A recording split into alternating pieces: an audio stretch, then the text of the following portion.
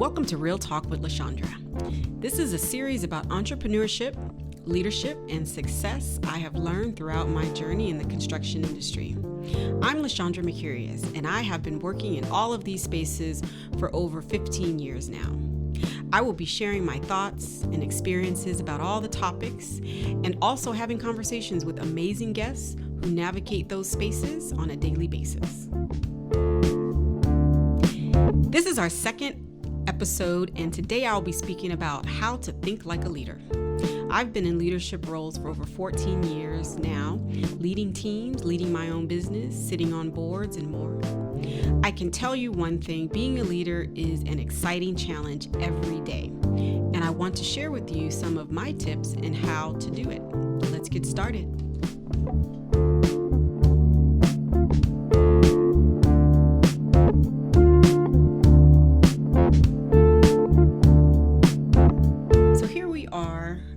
To enter into a recession, a deep recession. And it kind of brings me back to when we first started JLM. It was during a recession, the big recession of, 2008, 2009 is when we started the business. And I feel like we have really come full circle. We've been in business for a little bit over 10 years. And it's just interesting because when I think about, how did we get here? I look around and I say, well, what is it? What has kept us thriving for so long and has given us the ability to fare so well during recessions? I mean, who starts a business in a recession? Like, everything is going to shit. So, people don't wake up and say, you know what, everything sucks, I'm going to start a business. But that's essentially what we did. And I guess we figured, it's, everybody's sucking right now. So, what is there to lose? There's absolutely nothing to lose. But fast forward to today, where we're getting ready to enter into another recession, there's a whole lot to lose. And so I have to sort of take a step back and say, okay, well, how did we get here? And if I have to really think about the one thing that stands out in what has been the driving force behind us being able to be successful and have continued growth, it's relationships. And I think that being able to build strong relationships is the cornerstone of having a successful, thriving business, because it's our relationships that, number one, allowed us to even start a business. Before I started my business, I actually worked for a larger financial recruiting firm. And when I left there, I had such strong relationships and such a strong following that my clients, my relationships believed in not just me, but believed in my vision, believed in my passion, and they were there for me when I started my business. They continued to patronize me. They were there. It was a very seamless transition. And even now to today, when we're dealing with COVID-19, I'm seeing the same relationships step up and show up for us, and vice versa. I have an amazing team, and we've stepped up and we've shown up for our clients, even during a time when neither one of us knew if we were going to continue to be in business or not. But when it all comes down to it, your relationships are what's most important. And the main thing that I've learned about relationships, they're recession proof. But you know what else is recession proof? Strong leadership. And I think it has certainly taken strong leadership to get through this COVID-19 lockdown, shutdown. And when I think about, what makes a strong leader, it's not the things that I think you would, naturally think about, somebody, that likes, to delegate and tell people what to do, and somebody with, strong, dominant personality and all that good stuff. Yeah, that's all bullshit. Being a strong leader, I think, is three things. Number one, being a leader is selfless, because once you take on a leadership role, it is no longer about you. Sorry, not sorry. But ain't nobody thinking about you, LaShondra. That's what I have to constantly tell myself, as I'm leading the team. Because let me tell you something. There's plenty of things going on in my business that is not LaShondra's best interest, or how LaShondra would do it, or how LaShondra wants to see it. Because at the end of the day, it's not about me anymore. It's about the team. It's about the greater good. It's about not just growth for me, but it's growth for all those folks that have lent their talent, their time and dedication to making this now shared vision become a reality. Because it's no longer mine anymore. It's ours. I share it with everyone that walks through those doors. The second thing that I think really embodies a good leader is empathy. And we're going to get into all these topics a little bit deeper, but you have to be able to put yourself in someone else's shoes in order to understand where they're coming from, so that you understand how to lead them and what tools they need in order to be successful. And the third thing that I think every leader needs to have is courage. And when I say courage, it's not courage, hey, look at me, I'm going to hang glide off this building, or courage to,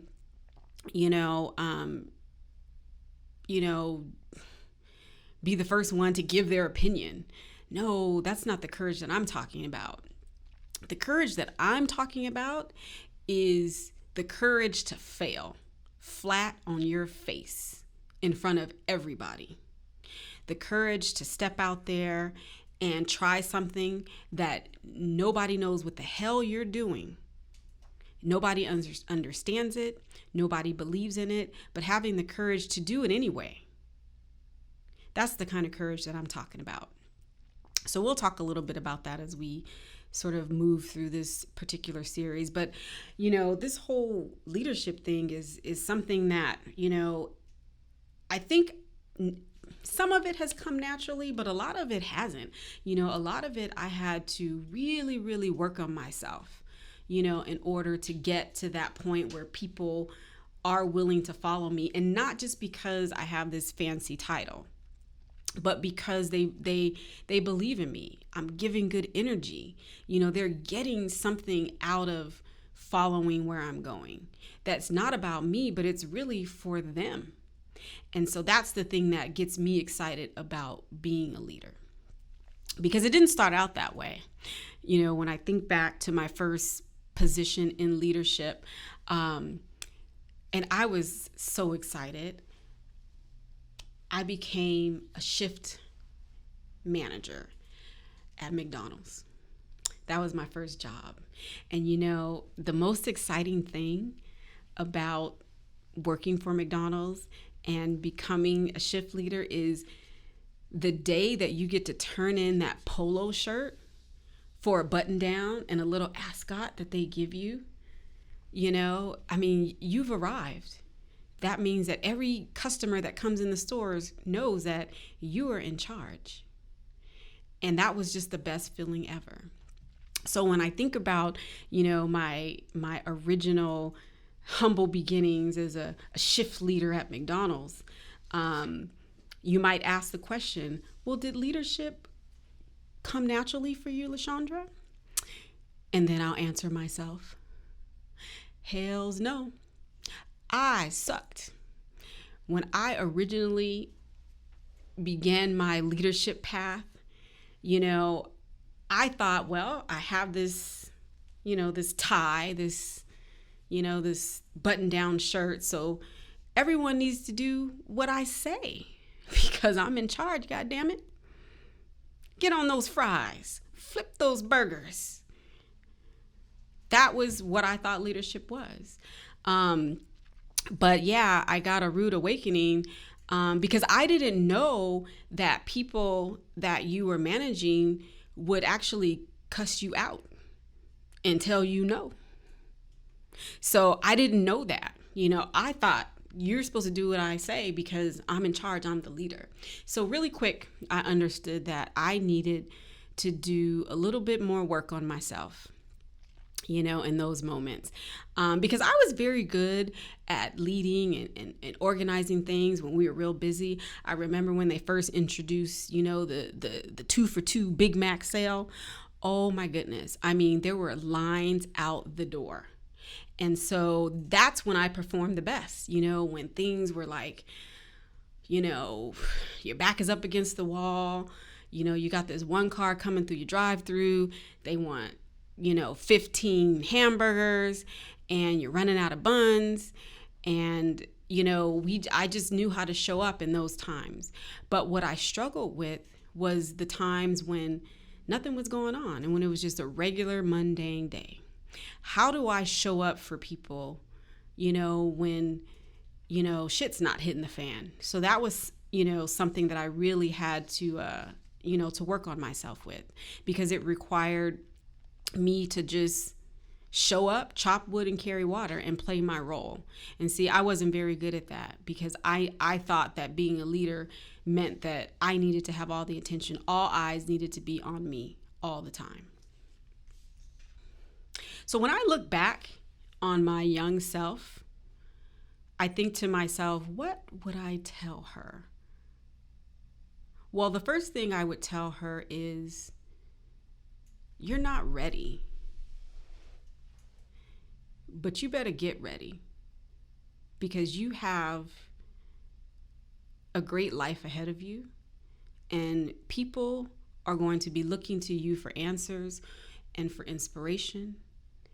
And so use this platform to really begin your path. So I would tell myself, take time and observe. Understand who your audience is. Understand the needs of others around you. Ask questions. Spend time with people. Make sure that you are understanding and putting yourself in their shoes.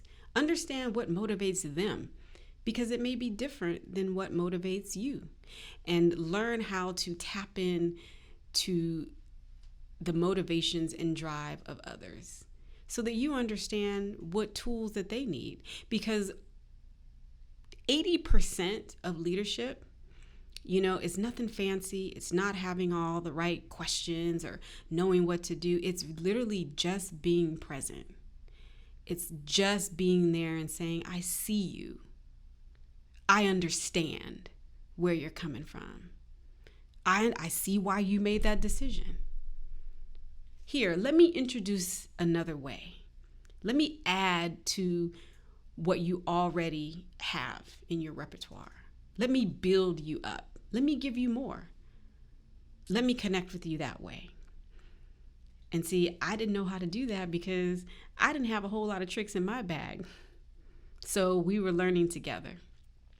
So I think that's probably what I would tell myself. Basically, just calm the hell down. Take your time.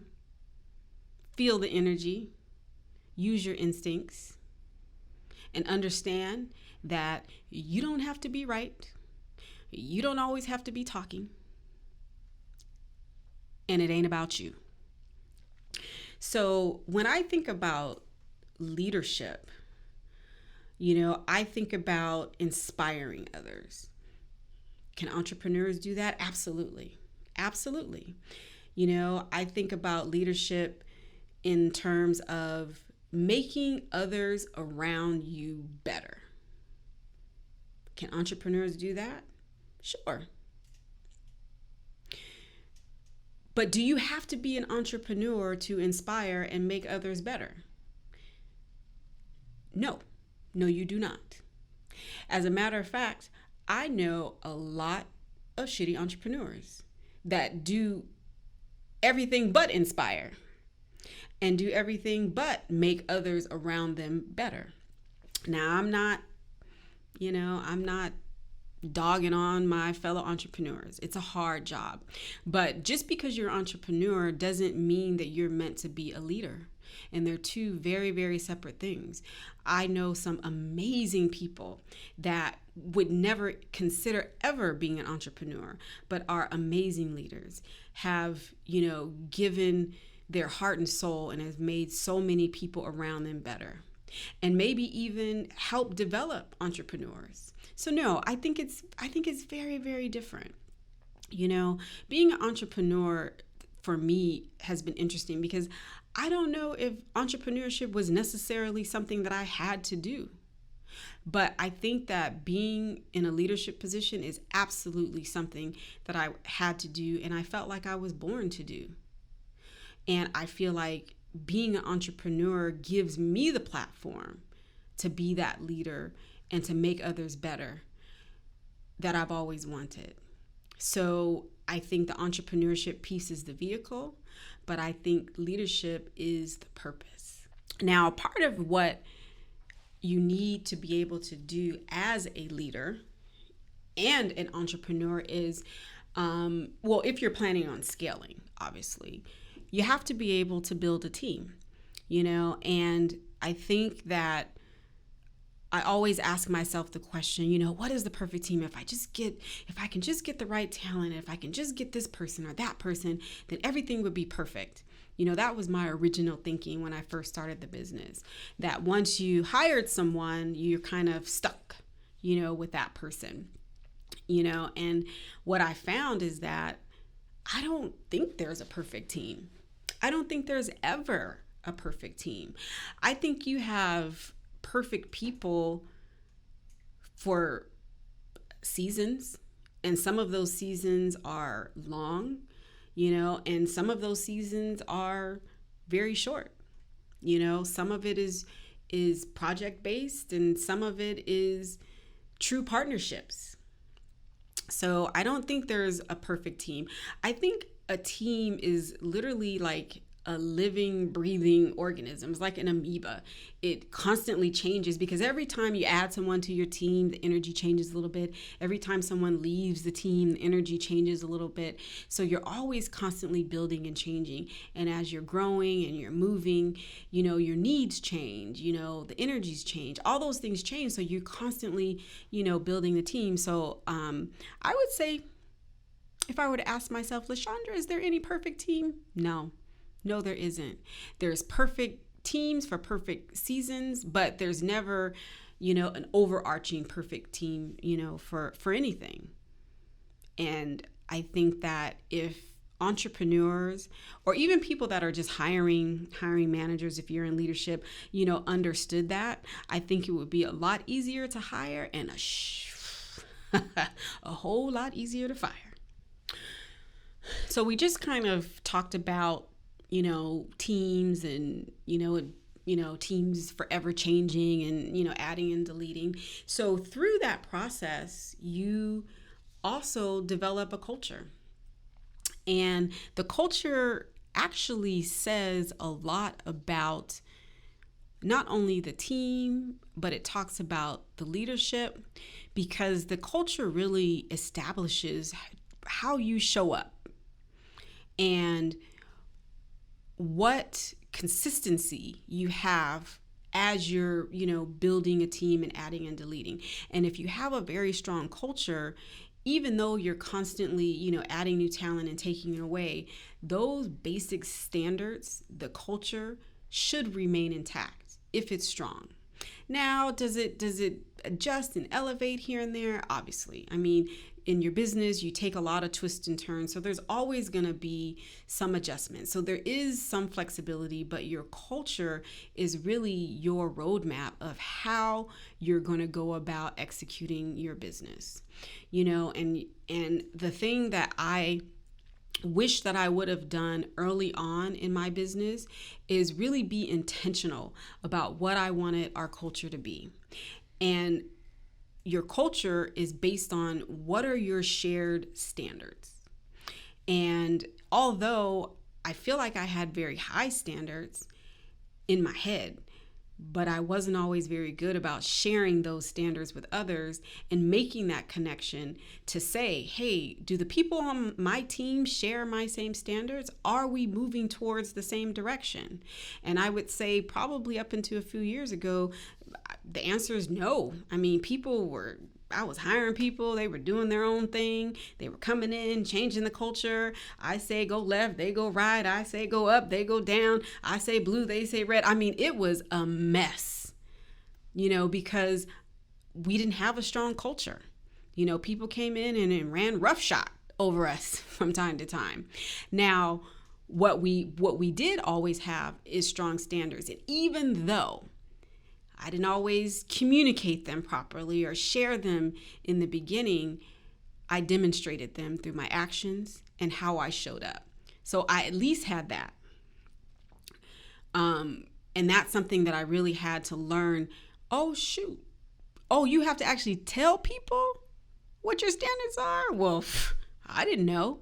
But once I understood that and I wrote it out and put it down on paper, and then I began to ask others to do the same, then that's where the magic happens. Then you start to say, oh, snap, we're on the same page. Or, oh, snap, we ain't on the same page. So it really empowered me, but it also empowered others, because just like I had the ability to say, oh, this is great, we're connecting, or we're not connecting, so did the other person. And so if they weren't connecting, then they had the tools to be able to say, this isn't for me, which is okay, which is great, which is actually what I prefer. And I had the tools to be able to do the same. So when I think about, culture, it's super, super important, because everything that we do, is about making a difference. It's about integrity. It's about respecting the dignity and worth of everybody that walks through our doors. It's about being kind. Now, we ain't always nice, but we are always kind, and we're always looking to do the best for the greater good. So when I think about our culture and I look around at my staff and I see how they just show up and, they really, show empathy. They put themselves in other people's shoes. They go the extra mile. I mean, I have some staff that, will drive 6 hours a day just to make sure they create an amazing experience for someone that has walked through our doors. You can't buy that stuff off a shelf. That stuff is created, and I'm so blessed to be able to have such a strong culture, because when people come into our company and we hire new people, our culture is felt. And if you ain't about it, you're going to get eaten alive. Now, is that a good thing? I don't know, but I like it. So we're going to keep it. If you really want me to keep it real, our culture is not for everyone, but our culture is perfect for those that want to come in and be their best selves, for those that want to use this company as a platform to show their greatness, to develop their leadership, to give back, to make others better. If that's what you're about, let's go. Let's get it in. That's real talk. So, with all of that said, I want to take things back to, those 3 things that we talked about in the beginning of this episode. The 3 things that I felt, was really the cornerstone of being a good leader. Selflessness, empathy, and courage. Being a leader, like I said, it's not about you. It's about everybody else. And being able to create an environment that empowers others, there's nothing more gratifying than that. I mean, despite the fact that, you have individuals that come into your company that are excited and thrilled to do all the stuff that you don't want to do anymore, is amazing. So selfishly, being selfless is like the greatest thing ever, because you're allowing others to be in their greatness by giving up control and giving up power and empowering others, and not making yourself the center of all that, making each individual the center of their own universe, and watch them build and create, and be a true partnership and have a true relationship that's going to drive the company forward. And going back to empathy, when you're dealing with people, if you don't have empathy, you are in the wrong business. Get out, run as fast as you can, because dealing with human beings, it's like a roller coaster. They're going to take you up, down, left, right, sideways. I mean, real talk. People are crazy. And crazy in a bad way and crazy in a good way. And unless you put yourself in other people's shoes and really understand where they're coming from, I mean, your life can be so enriched, because being able to listen and receive others' experiences, being able to tap into their emotions, their fears, their anxieties, their joys, it does nothing more than to expand your capacity to be inclusive of so many different people, so many different perspectives, that it makes life so much more colorful and so much more fun. I mean, I don't know about you, but I mean, that sounds really cool to me. I don't want to be narrow-minded. I don't want to only do things my way. I want to learn other ways, better ways, more exciting ways to look at things and to, have different angles, because that's what helps me grow. That's what helps me be better. So every time I bring someone into the company, that's my opportunity to be better by just empathizing and understanding where the hell they're coming from. So it's a mutually beneficial technique, or skill or ability. And it's only going to make you better.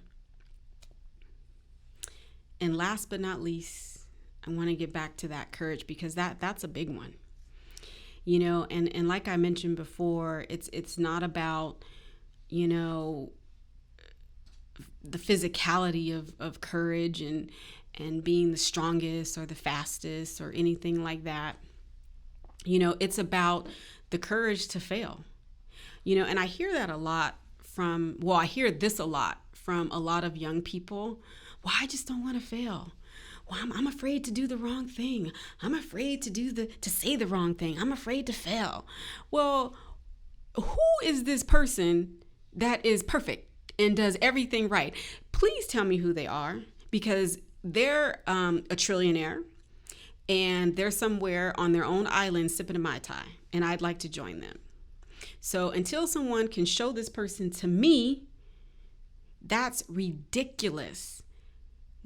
Who has set these expectations that you're supposed to know everything? I mean, it's impossible. Having the courage to make a decision and have it be the wrong decision is the greatest gift that anyone could ever give themselves, because that is where the learning comes.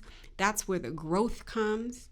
For you to fall flat on your face in front of everybody and have everyone around you watch and learn how you deal with that, how you get with that, how do you get to the other side of failure, is the greatest gift you can give yourself. And it's the greatest gift that you can give to others, because not only does it make you better, it makes everyone around you better.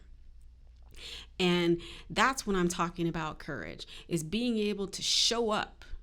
Because listen, when shit hits the fan, real talk, and everybody is looking at you like, what we gonna do? Honey, you're the leader. So you better get it right. And when I mean get it right, mean just move. Make a decision. If it's the wrong decision, whatever, make another decision. But have the courage to be the one to try something for the first time. Be the one to step out there and say, you know what? I was wrong. You were right. Or have the courage to say, hell, I don't know. That's so difficult for people, because with that comes a lot of responsibility, because not having all the answers means that now you're allowing the opportunity to go get the answers, and you're just not making stuff up. which I used to do back in the day. Yeah, that didn't work very well for me at all. So when I talk about courage, man, that's important. The courage to show up and be present when you haven't slept, when you don't know what to do, when you're afraid, when you're scared, when you're anxious, when you don't know what the outcome or the result is going to be, but be able to keep moving and create in the dark. That takes a lot of courage, and that's where you find your true leaders.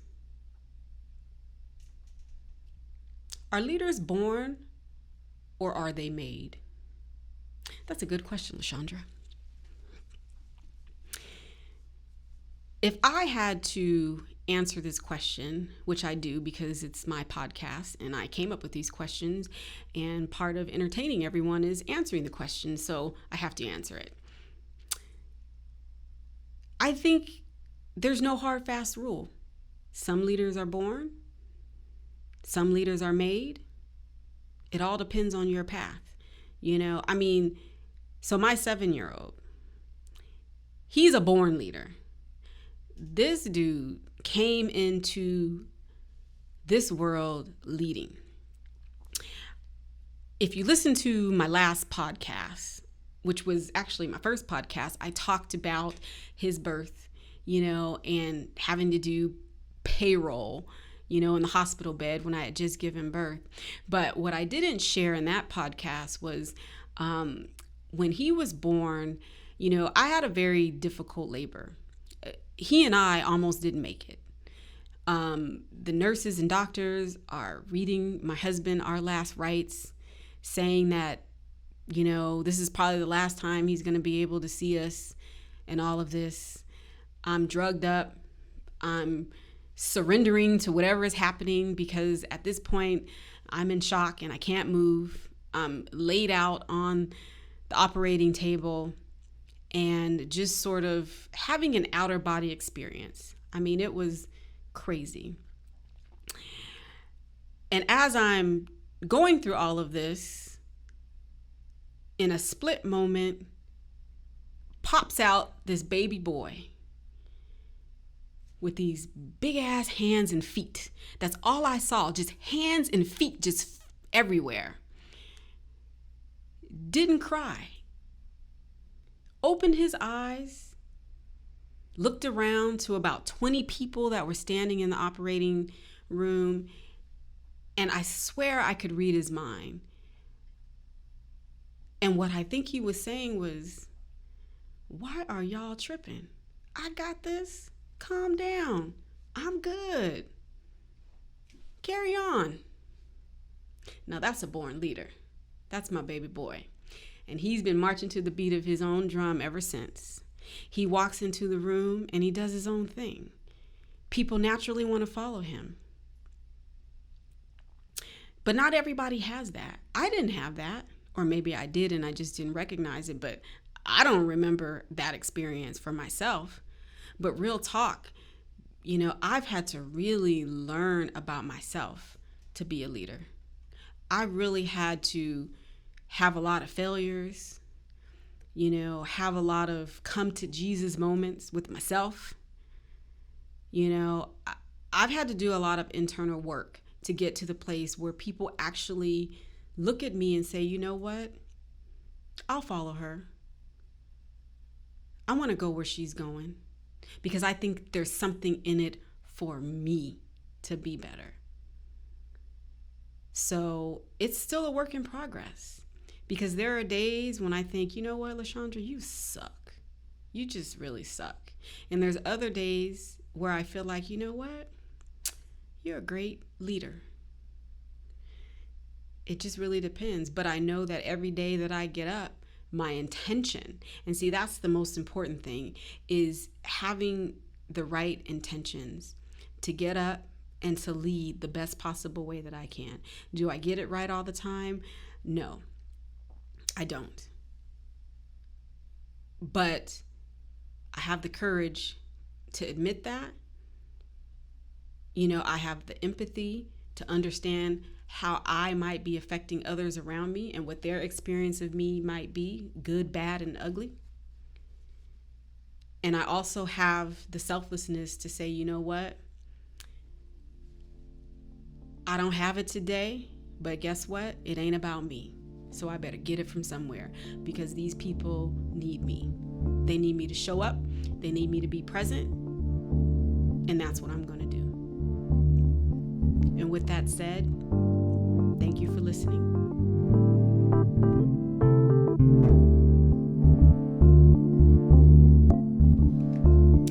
This is a series about entrepreneurship, leadership, and success that I have found in the construction industry. If you want to hear more and you want to be a part of our community, follow us on LinkedIn and subscribe to our newsletter on our LinkedIn profile. If you want to share your thoughts after listening to this episode, feel free to drop a line in our LinkedIn podcast post. Thanks for listening, and we will connect next month.